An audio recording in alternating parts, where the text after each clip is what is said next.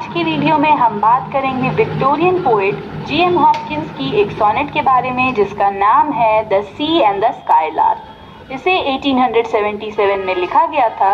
ये सोनेट एक Italian sonnet है, यानी इसकी 14 लाइंस एक ऑक्टेव और एक सेस्टेट में बांटी गई हैं। साथ ही इसकी राइमिंग स्कीम है ABBA ABBA CDC CDC। Friends, इस पोएम की एक और टाइटल है, एक पुरानी टाइटल है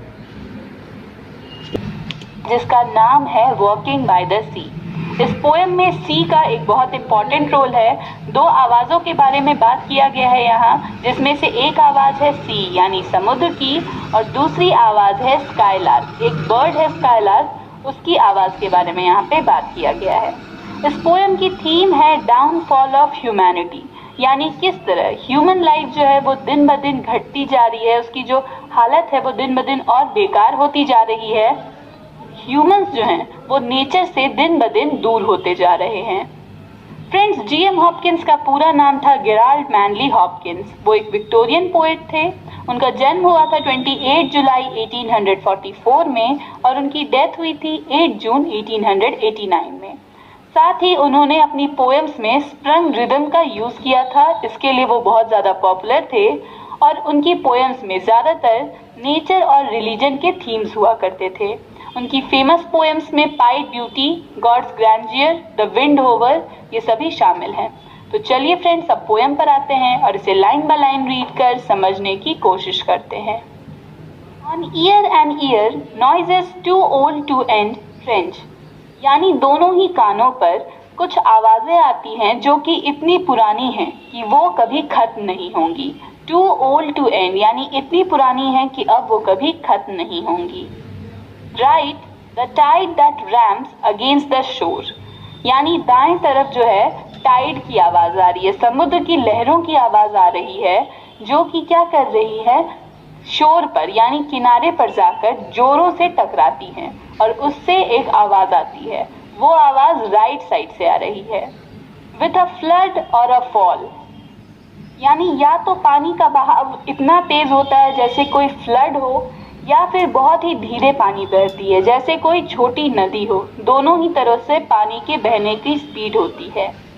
लो लल ऑफ और ऑल रोर, और आवाज़ कैसी आती है तो कभी कभी बहुत ही धीमी आवाज़ आती है, लो लल ऑफ, और कभी ज़ोरों से गरजने की यानी रोर की आवाज़ आती है। यानी ये जो पानी जाकर के किनारे पर टकराता है, अगर धीरे से टकराता है तो धीमी आवाज़ आती है और ज़ोरों से टकराता है तो बिल्कुल किसी रोर की तरह आवाज़ आती है।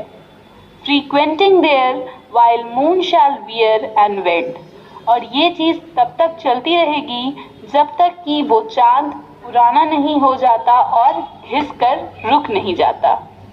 वियर का मतलब यहाँ पर होता है घिसकर पुराना हो जाना, यानी पोएट का कहना है कि चांद जो है वो पुराना हो जाएगा, वो खत्म हो जाएगा, लेकिन ये जो पानी का बहाव है ये इसी तरह चलता रहेगा, ये कभी नहीं रुकेगा।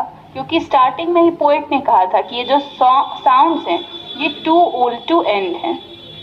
Left hand of land I hear the lark ascend, अब ये राइट साइड के बारे में था। लेफ्ट साइड में पोएट कहते हैं कि लेफ्ट साइड से उन्हें लार्क की आवाज़ आ रही है और वो लार्क क्या कर रही है, वो असेंड कर रही है, यानी वो हवा में उड़कर ऊपर जा रही है। His rash fresh rewinded new schemed score, यहाँ पे पोएट का मतलब है लार्क के गाने से, लार्क का जो आवाज़ है वो रैश फ्रेश है, यानी उसमें किसी तरह की कोई खराश नहीं है, बिल्कुल फ्रेश सॉन्ग है। रिवाइंडेड यानी बार बार एक तरह का, जब चिड़िया बोलती है, कोई भी चिड़िया बोलती है तो एक ही तरह का साउंड जो है वो बार बार रिपीट होता है। तो उसी के बारे में पोएट कह रहे हैं कि जो साउंड है वो रिवाइंडेड है और न्यू स्कीन्ड है, यानी पोएट ने पहली बार साउंड को सुना है। तो बहुत ही मेलोडियस सॉन्ग है और पोएट का अटेंशन जो है तुरंत उस लार्क की तरफ चला गया। In crisps of curl of wild winch world, यानी पोएट कह रहे हैं कि ये जो आवाज़ है ये बिल्कुल गोल गोल राउंड एंड राउंड टाइप की आवाज़ है और ये जो आवाज़ है ये आपस में बिल्कुल मिक्स्ड है।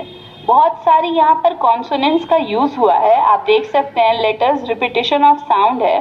तो पोएट कह रहे हैं कि जो लार्क की आवाज़ है ये बहुत स्पेशल है, ऐसा लगता है कि ये आवाज़ आपस में उलझी हुई है, एक तरह की यहाँ पर मिस्ट्री पोएट क्रिएट करने की कोशिश कर रहे हैं लार्क की आवाज से। And pour and pelt music, music को एक तरह से कहें तो यहाँ पर पोर किया जा रहा है। पोर का मतलब होता है एक बर्तन से दूसरे बर्तन में डालना, और पेल्ट का मतलब हुआ जैसे छोटे छोटे कंकड़ों को गिराया जाता है। तो पोएट कह रहे हैं कि ये जो लार्क है ये अपने म्यूजिक को हम पर एक तरह से कहें तो गिरा रही है, या हमें अपना म्यूजिक दे रही है। Till none's to spill nor spend, और ये तब तक हमें म्यूजिक देते रहती है जब तक इसके खुद के पास कोई म्यूजिक ना बचे, ना ही इसका म्यूजिक जो है वो बहकर कहीं नीचे गिरेगा, और ना ही इसके पास इतना म्यूजिक होगा कि वो उसे कहीं और खर्च कर सके। यानी लार्क ने अपनी मेलोडियस वॉइस को ह्यूमैनिटी को एक तरह से गिफ्ट में दे दिया है, ताकि हम उसके इस सॉन्ग को एंजॉय कर सकें। How these two shame this shallow and frail town, यानी किस तरह से ये दोनों जो हैं इस कमजोर शहर को, शैलो और फ्रेल टाउन यानी जो छिछला टाउन है, जो बहुत ही गिरा हुआ है अपनी ह्यूमैनिटी में, ऐसे टाउन को ये कैसे शेमफुल फील करवाते हैं, शर्मिंदा कर देते हैं। How ring right out our sordid turbid time being pure, और कैसे ये दोनों हमारे इस गंदे और इम्प्योर, सॉर्डेड टर्बिड ये दोनों इम्प्योरिटी के लिए यूज होने वाले एडजेक्टिव हैं।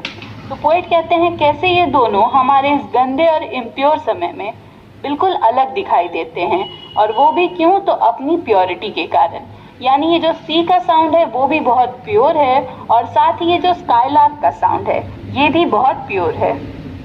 We life bright and cared for crown, वी यहाँ पर किसके लिए यूज हुआ, तो ह्यूमैनिटी।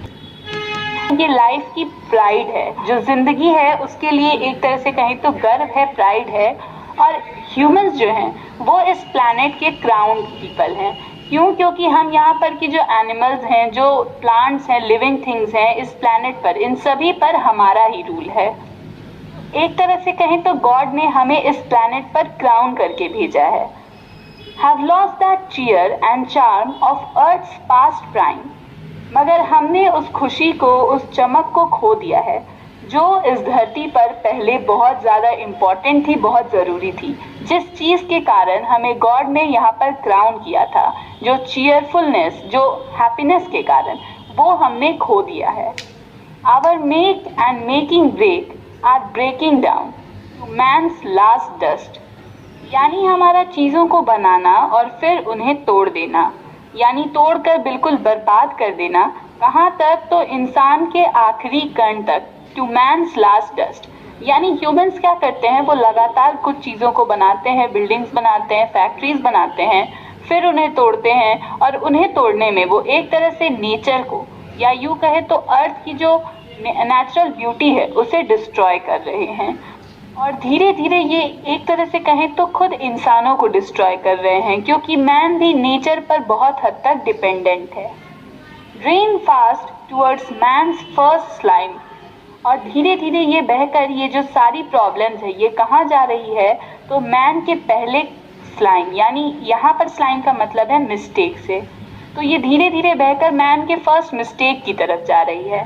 फ्रेंड्स, यहाँ पर जो है पोएट ने एडम और ईव के एग्जाम्पल की तरफ हमारा ध्यान लिया है कि जिस तरह उन लोगों ने गॉड की बात को नहीं माना था और एक मिस्टेक की थी जिसके कारण उनका डाउनफॉल हुआ था, ठीक उसी तरह हम ह्यूमंस भी गॉड के दिए इस क्रिएशन की कद्र नहीं कर रहे हैं, अपनी सेल्फिशनेस के कारण इसे डिस्ट्रॉय कर रहे हैं, और धीरे धीरे ये भी एक तरह से हमें हमारी डिटोरिएशन की तरफ ले जाएगा, हमारी डिस्ट्रक्शन की तरफ ले जाएगा।